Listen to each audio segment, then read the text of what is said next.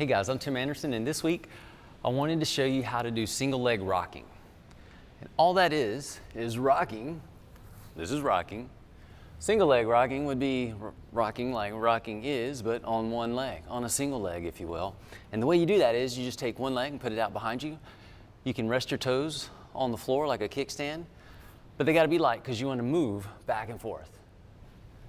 Now this is a great reset, a great movement. And why is it great? Because you get to focus on one side at a time. And why would you want to do that? Because ideally, we move through life one step at a time. So we walk and run, we live life one step at a time. And this is a great way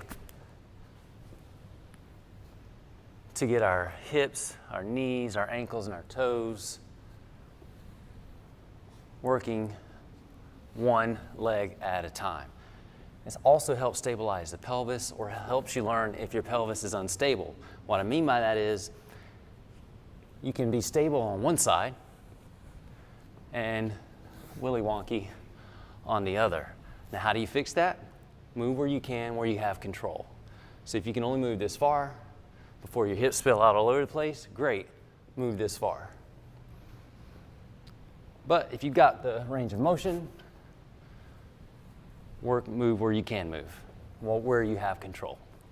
So this is single leg rocking, fantastic movement, great for it's often great for people with SI issues.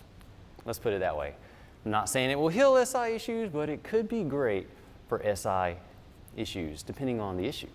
Anyway, single leg rocking, give that a shot. It's a phenomenal movement for living life one step at a time.